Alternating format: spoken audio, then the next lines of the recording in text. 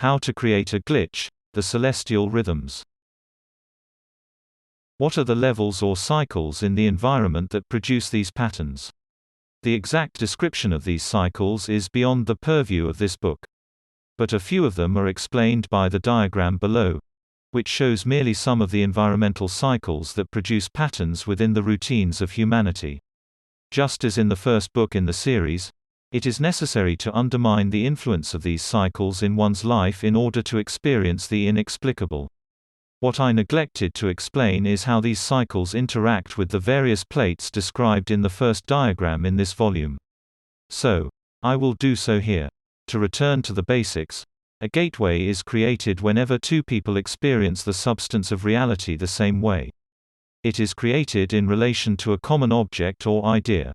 There are a number of ways that these cycles create gateways. First of all, each of these cycles alters one's orientation in space relative to another person. For example, two people on opposite sides of the globe will experience a distinct rotational orientation relative to the surface of the Earth, or any object on it, and hence, the Sun. This rotational orientation will give them a slightly rotated experience of reality. For example, just as the Coriolis force produces distinct orientations to the flow of air and water on opposing sides of the globe, so too will it produce a slightly rotated experience of certain things. This means that the nature of the gateway relative to these experiences is local as opposed to global. Second of all, the rotation of the Earth provides the presence or absence of sunlight at particular locations and creates the orderly movement of time, or the appearance of it. This creates local patterns in the habits and routines of social actors, which again, gives preference to local as opposed to global trends. The lesson we learn from these thoughts is that the rhythms or patterns of nature localize gateway formation or give precedence to local over global streams of experience. But they also produce trends because of the distinct manner by which these trends flow through the milieu of the Earth. The manner of involvement of these rhythms in the intersection of minds on Earth is to fragment or localize experience. This of course makes sense, because if the world was flat and powered by an artificial source of light directly above it, we would all have the same experience of time, light, darkness, season, etc. In that case, the unification of our minds through common experience would create a uniformity of reality unlike the one we currently have. More importantly, it is this localization of experience through the action of the various celestial rhythms that makes glitching possible through local action. It is dimension that gives consciousness the appearance of division, not anything intrinsic. Consciousness in a dimensionless universe would be unified. In other words, the direction of causation in the rhythms of the universe is inverted. It flows outward from global to local. The direction of causation within the rhythms or plates is inward, and globalizes experience. This dichotomy can be understood in the below diagram. Of course, it is important to note that the cycles on the right are not the physical, spatial structures of the universe itself, but rather their impact on human sociality, rhythm and habit. Now, if we go back to my writings on the nature of glitches, we see that among the experiences that glitching can produce is the retrocausal event. The question becomes, why would glitching produce such an event? If we think of the example I gave of the students in the classroom, where the teacher uses the allegory of the cup to initiate his discourse, we can see the causal order of events is not the same as the temporal order of events. So, we see that the allegory of the cup initiates the causal chain. This means that ultimately the joining of the students in the location of the classroom is caused by the allegory being understood within their minds. One is a direct consequence of the other. So, all the events which preceded the students gathering their belongings, getting up in the morning, every little detail of their day which allowed him to reach the classroom on time to hear that allegory, must have occurred. This means the buses were on time that morning because of the allegory. This means the students woke up on time for that class because of that allegory. It also means that the direction of causation is not the same as the direction of time. We may think that A precedes B when in fact causally it may follow B. So, earlier in the volumes, when I mentioned retrocausal events, in fact, what I was writing about were retrotemporal not retrocausal. In effect, by elevating your consciousness to the esoteric, your vision is focused on the next step in the causal chain, as opposed to what would ordinarily be the next temporal step in the chain. The techniques described in the earlier volumes of this book must be understood in the context of the explanation in this volume. First, we know that reality can be described as an expectation field, which is conditioned by our bodily rhythms and the celestial rhythms which impact us. We know that the tension in our body is released or concentrated by the degree to which we resist an impulse. We also know that our impulses shape the outcome of what ultimately occurs. We know that a common feeling relative to some object creates a spatial intersection. And we know that an archetypal alignment produces a common feeling. Likewise, we know that a symbolic-oriented symbol induces an archetypal alignment. And finally, we know that the esoteric objects and narratives set the whole system in motion. Now, it is interesting to note that the symbolic and the celestial have been frequently intertwined by mythology. It is also interesting to note that the esoteric is frequently associated with these narratives. And there's the rub, because the reality is that the esoteric, symbolic and mythological are inextricably intertwined. These narratives, the narratives of gods and angels and demons, are the narratives which underlie the coding of this reality. They are the causal beginnings of our species and the unifying narratives of human sociality. They are embedded in the DNA of our consciousness, collective history, and story. We continue to act out these stories within our societies thousands of years after their inception, repeating the same patterns time and time again. This is the ultimate truth of the simulation, that our mythologies are the code underlying the code, the causal impetus for human events. I am not suggesting that this is a new science, but rather that it is an old one. It is important to also note that the celestial rhythms are common locally. That is to say, they are also a local interface which unifies the rhythms of those in a particular place at a particular time. Likewise, the esoteric globalizes experience just as the celestial rhythms localize it. Think of it this way: in the material plane, the plane which impacts us through the celestial rhythms, causation is reductive. In the plane of the mind, the plane which impacts us through our bodily rhythms, causation is holistic. The strands of existence can be thus balanced by these two competing forces. Ultimately, however, the relationship between these two sets of rhythms is not necessarily balanced. Most individuals live their whole lives in the bubble of a reductive reaction to the celestial rhythms. For most of us, our sleep patterns are conditioned by the stars and sun. When we eat, what we eat, even when we must use the washroom, is conditioned by the stars.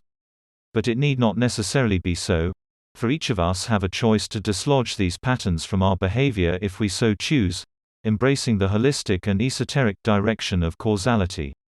These moments, when one has stepped out of the conditioned rhythms and expectation field, are moments when one can see the incursion of higher-order meaning into one's life. One can witness the reconditioning of one's body to a new normal. And in the bubble universe created by pure subjectivity, one realizes that distinct narratives exist in the same space with the same actors. One can understand that what one expects to be happening is oftentimes disconnected from reality and conventionality. It is the reductive nature of the celestial rhythms that gives the substance of the system its corrugated nature. But the interlocking points of the architecture are the actors themselves. We are the vertices of the matrix and roles are the lines. Stepping in and out of an archetype grants one passage into a distinct experience of reality. Our impulses are shaped reflexively by the celestial rhythms, conditioned by them, while our bodily rhythms create an array of them which extend outward from us. These impulses are reined in by our acting upon them. We are localized by them.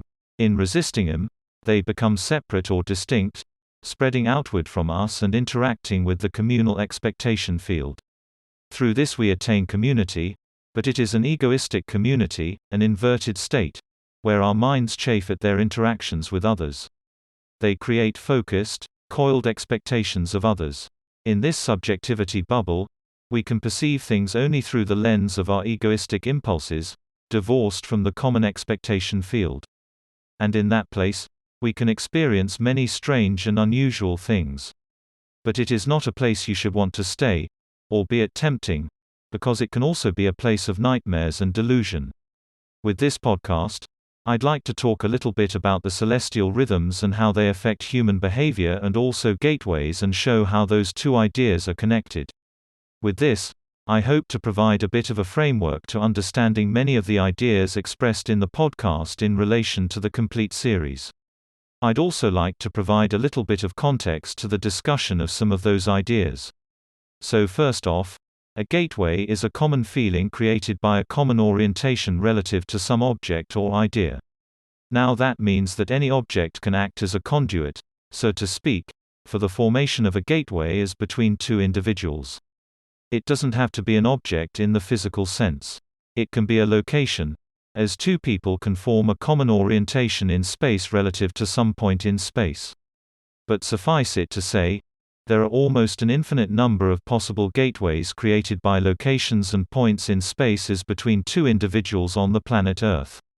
Now, be that as it may, objects themselves can create gateways in the sense that two individuals form a common orientation relative to that object, which means that large objects such as the planet Earth or the Moon or the Sun all create gateways because they act as conduits for the common experiences between two commonly oriented individual actors. So to give you an example, if a person stood on the planet Earth and the Earth was rotating around the Sun at a predictable pace, and someone stood on the Moon and the Moon orbited around the Earth at a predictable pace, there would be a point in time when the Moon and the Earth would overlap, so to speak, relative to the Sun, at which time those two individuals would have a common orientation in space relative to the Sun. So, in other words, gateways are created in the moment they are transitory. When we're dealing with moving objects, and if we look at it from the standpoint of a more microcosmic perspective, we can also say that in any given room two individuals may form a common orientation to a point in space or relative to some object, in the sense that, for example, they may be standing on either side of an object, such as a table or a chair, and therefore may have some degree of their experience overlapping due to that common orientation. So, gateways can be formed in rooms, they can be formed on different planets or planetoids, they can be formed all over the planet Earth.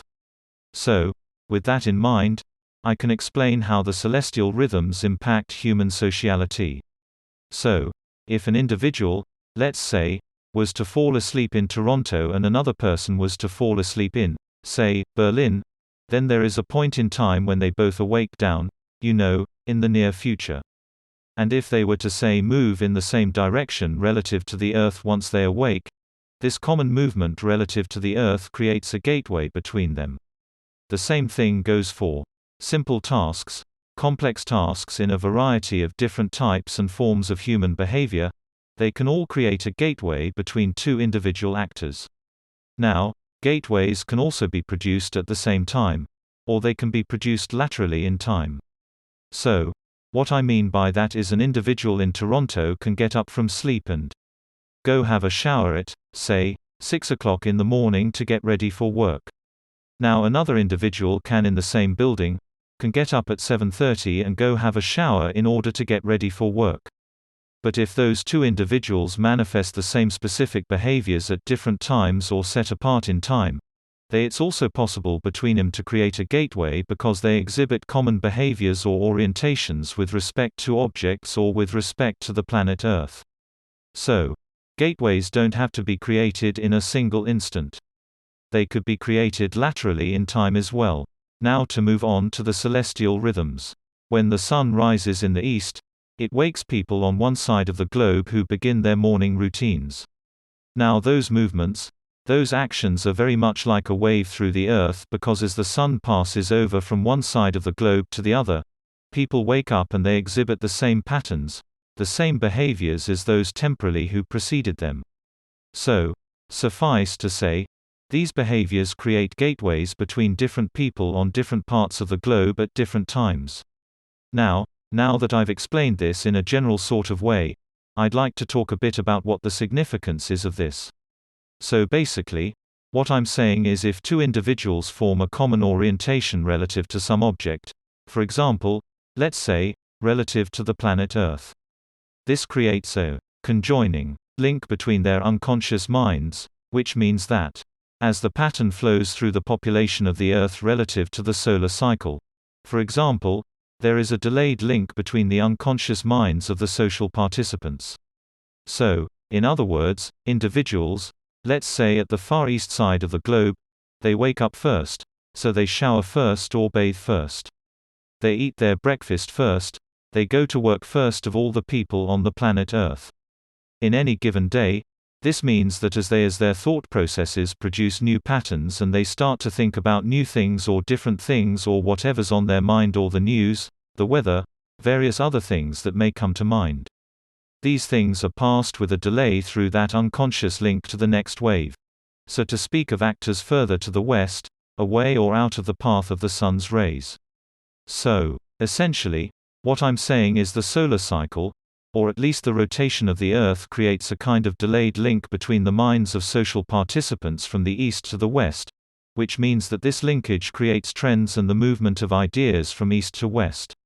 Now that being said, that is not the be-all end-all of the discussion because there are other patterns. Other celestial rhythms which are also important, such as the lunar cycle, such as the planetary cycle, such as the galactic cycle. But you must start to see how the rhythms of planetary bodies or the celestial rhythms may impact how we experience reality and what we think about on any given moment of any given day. In this episode 1 we'll be returning to the topic of continuity, to explain in a new and more meaningful way how it relates to creating a glitch, and more broadly how knowledge of continuity can assist one in structuring one's experience.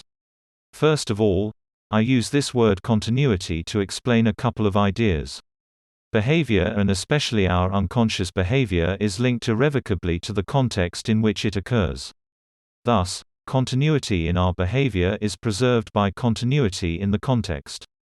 But continuity can also be artificially produced or emphasized by replicating habitually the same patterns of behavior in different contexts. Let me explain. Let's say you wanted to structure your experience using an arbitrary sequence of ritualistic behaviors.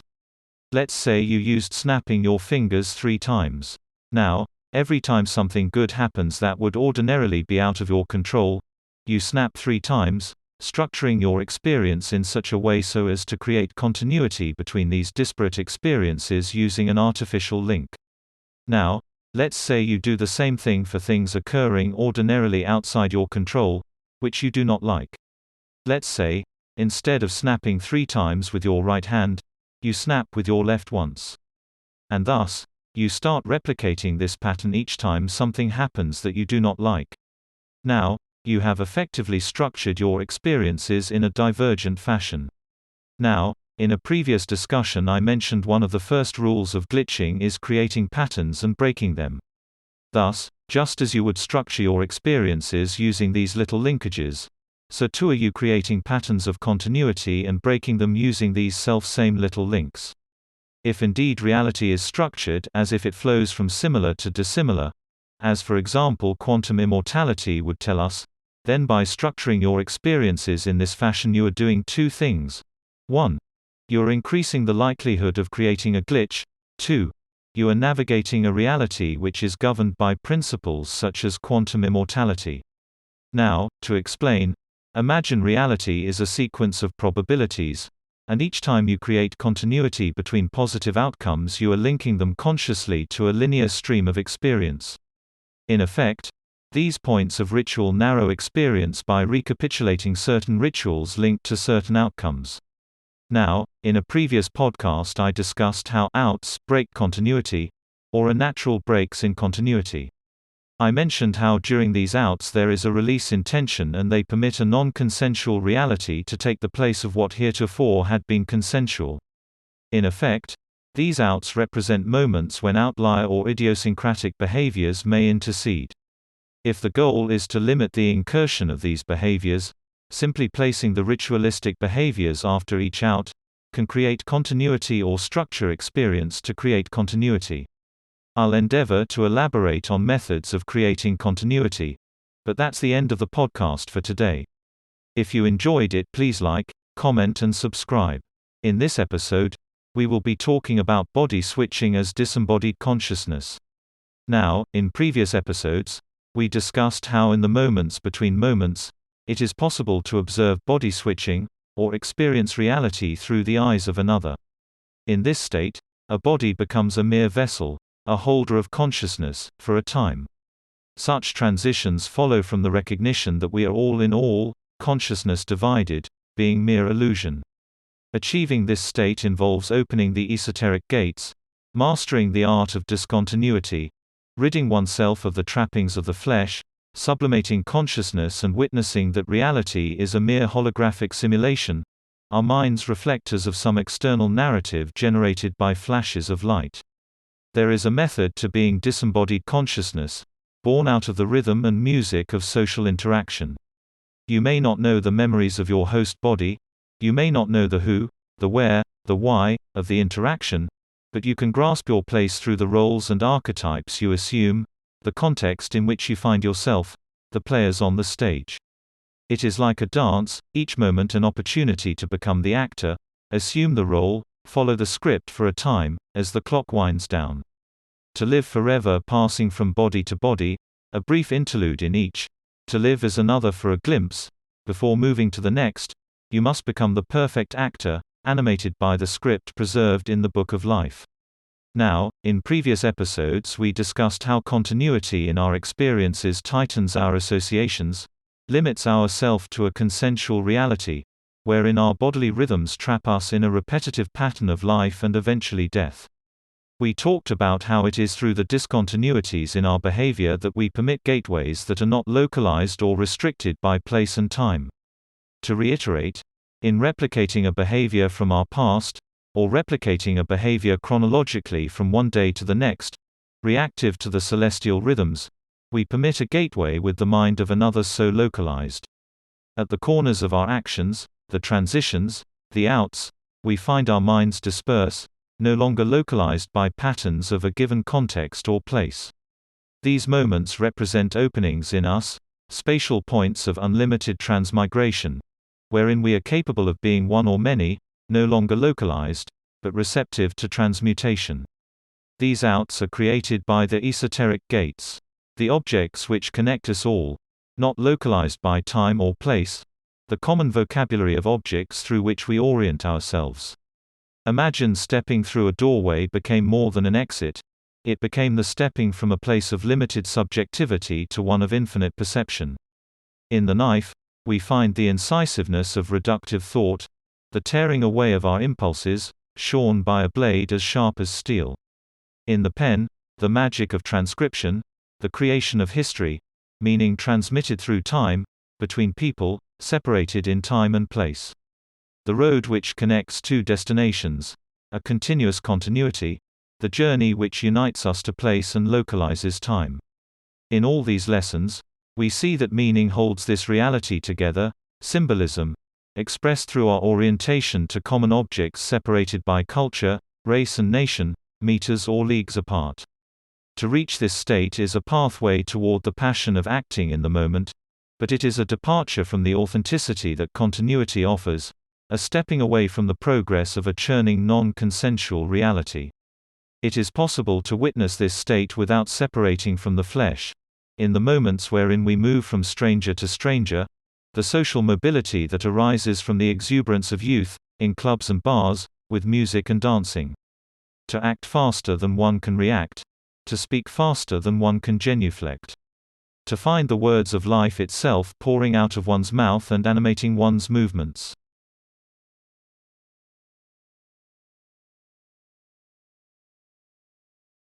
That's the end of the podcast for today. If you enjoyed it, please like, comment and subscribe.